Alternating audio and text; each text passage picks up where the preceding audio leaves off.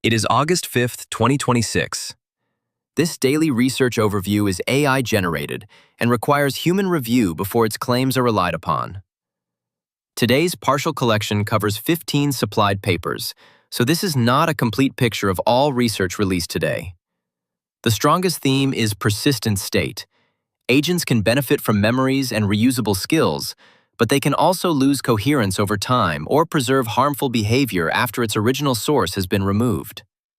Merchant Bench provides the clearest stress test. In a simulated year of e-commerce operations, the best language model configuration finished with about 59,000 renminbi in net assets, only 27% of the mean achieved by 3 novice humans. That model result also varied sharply across just 3 runs. This is measured evidence inside one simulator, not proof that agents fail similarly in real businesses. Still, traces showed activity decay, weak adaptation, and sometimes near abandonment, making long-term coherence a concrete evaluation target. A shorter benchmark offers a more optimistic but qualified view. Past bench compares fresh sessions with persistent state enabled or disabled. Across 7 models, persistence improved the overall score by 13 to 24 points on its normalized gap measure. Yet the tasks are synthetic, and the benchmark's mechanism score only shows consistency with an expected memory pathway. It does not prove that pathway caused success. A runtime extension improved stale state updating, but its small overall gain was below the observed 3-run variability. SkillJack exposes the safety side of persistence. Poisoned experiences were converted by normal extraction pipelines into reusable skills that looked more benign than their sources. Across 25 attack-oriented tasks, skill-based triggering occurred in 40%, and 32% still triggered after source deletion. In other words, 80% of the skill-triggered cases survived cleanup in that experiment. The authors demonstrate a life cycle weakness, but real-world risk remains uncertain because they used one model, synthetic trajectories, proxy outcomes, and mostly did not execute harmful actions. Taken together, these papers motivate a specific research program.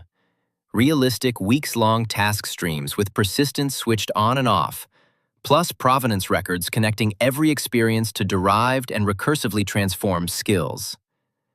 Researchers should then delete or corrupt a source and test whether both its descendants and its behavioral effects disappear. A related editorial proposal is to bring structured temporal memory into Merchant Bench. That transfer has not been demonstrated. It is a supported experiment idea, not an author-reported result or evidence of influence. 2 training papers address a different agent problem, assigning credit inside long tool use trajectories. PCSD weights teacher supervision at the token level when support persists across a local neighborhood. On AlfWorld, with a 3 billion parameter Quen model, it reached 90.6% overall, versus 75% for standard group relative policy optimization. Turnsight instead uses later tool results to score whole interaction turns. Its 8 billion parameter model averaged 42.02 across 3 tool benchmarks versus 39.03 for its strongest listed baseline. Those gains are measured under each paper's own protocol, without repeated seed uncertainty for the headline comparisons. The useful connection is methodological. One system asks whether a teacher's token preference is locally credible, while the other asks whether a completed turn produced good consequences. A controlled comparison should place token weighting, turn weighting, and state value guidance on the same backbone: trajectories, rewards, teacher budget, and random seeds. It should also introduce misleading and delayed feedback to reveal when fine-grained supervision helps or harms. Visual generation is moving from flat outputs toward editable structures. Joy AI Video Edit reports 30.19 frames per second at 720 by 1280 resolution on one B200 accelerator. On 229 one-minute editing tasks, its overall score was 3.3 versus 1.71 for the strongest listed baseline, But baseline resolutions and scales differ, automated judging is central, and quantitative testing ends at 1 minute.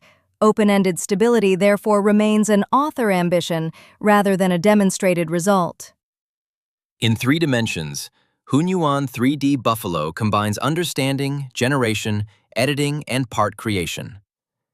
Its reported editing distance and F1 scores substantially exceed the listed baselines, although the best baseline values come from different systems. Part generation remains qualitative, and human study uncertainty is missing.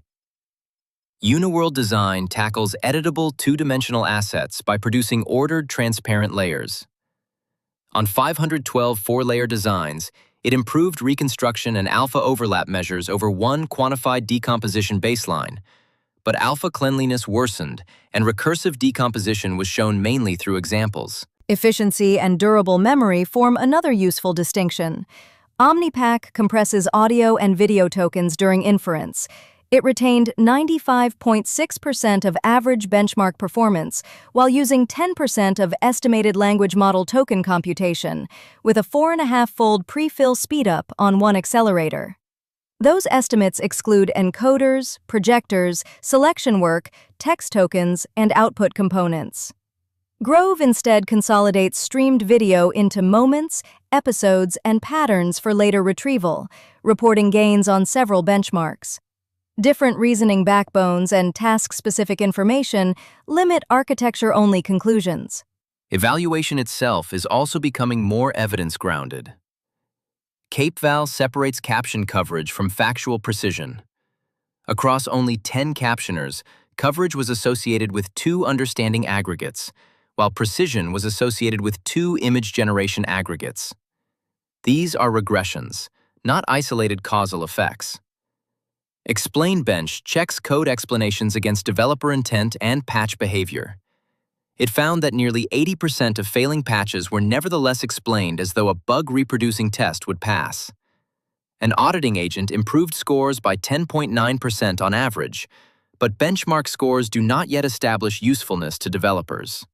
One comparatively separate result comes from streaming recommendation. A refreshable transfer method was tested for 2 weeks on a large commerce platform, with treatment and control groups each above 10 million users.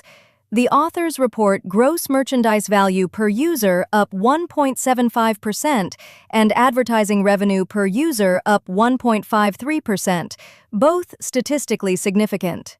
That is unusually large production evidence for today's collection, but it comes from one platform, doubles serving memory, increases daily training time, and does not report significance for every business measure. The concise takeaway is that better state, credit assignment, structure generation, and compression can produce meaningful measured gains, but each creates a new verification burden.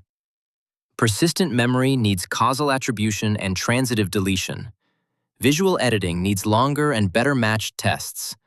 Compression needs end-to-end accounting. And evaluation metrics need human and intervention-based validation. Remember that today's run is partial, and several studies lack uncertainty estimates or matched budgets. For paper-by-paper results, caveats, and links, visit the linked daily summary.